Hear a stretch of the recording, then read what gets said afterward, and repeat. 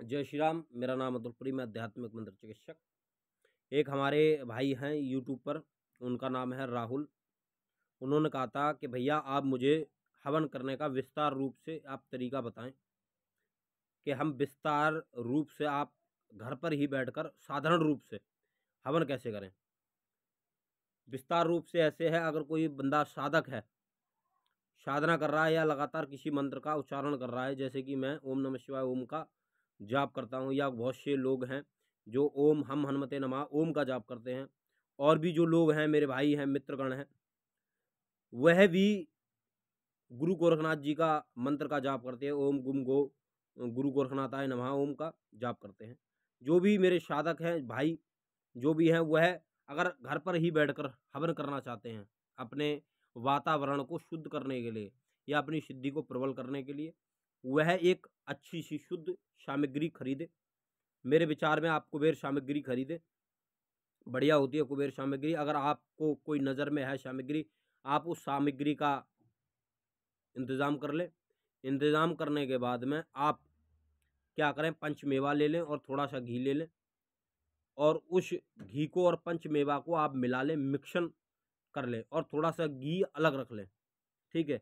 और आम की लकड़ी लेकर आ जाएं, और आम की लकड़ी में अग्नि प्रज्वलित कर लें।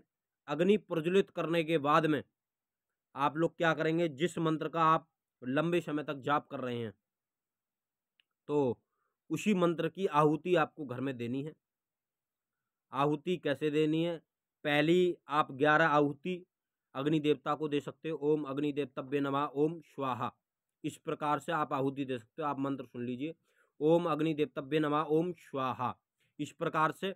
और फिर दूसरी आहुति आप गणेश भगवान को दे सकते हो, ओम गण गणपते नमः ओम स्वाहा, इस प्रकार से 11 आहुति इनकी भी आप दे दीजिए। आप फिर उसके बाद में जो तीसरी आहुति होगी वह है आप क्षेत्रफल देवता की दे सकते हो, जो क्षेत्र का देवता होता है, जो क्षेत्र की रखवाली करता है। आपने सुना होगा, वैसे तो लोग बाग भैरव भी बोलते हैं, क्षेत्रपाल देवता भी बोलते हैं, तो आप उनकी 11 आहुति और दे दीजिए।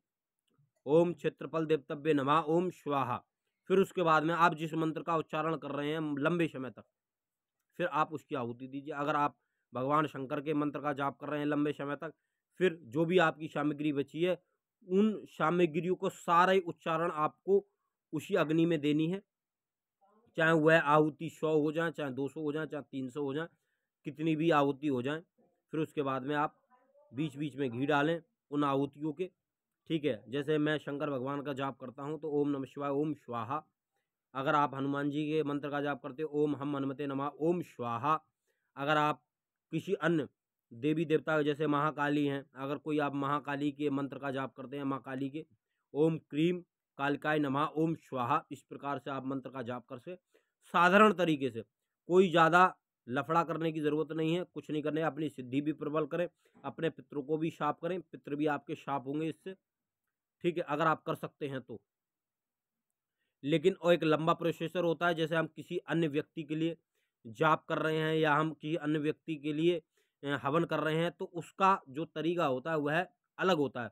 उसके लिए हमें संकल्प लेना पड़ता है और हवन को बांधना पड़ता है, फिर अपने आसन को बांधना पड़ता है। उस प्रकार से फिर हमें अलग तरीके से वह जाप करना पड़ता है। फिर में अलग अलग मंत्रों के उच्चारण से जाप होता है, अलग अलग हवन होता है अलग तरीके से। इस प्रकार से आप हवन कर सकते हैं घर पे रह के।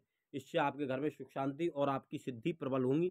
आप जिन मंत्रों की जाप कर रहे हैं, और आपका मंत्र भी बहुत प्रबल होगा। इस प्रकार से आप हवन करें अपने घर पे ही रह।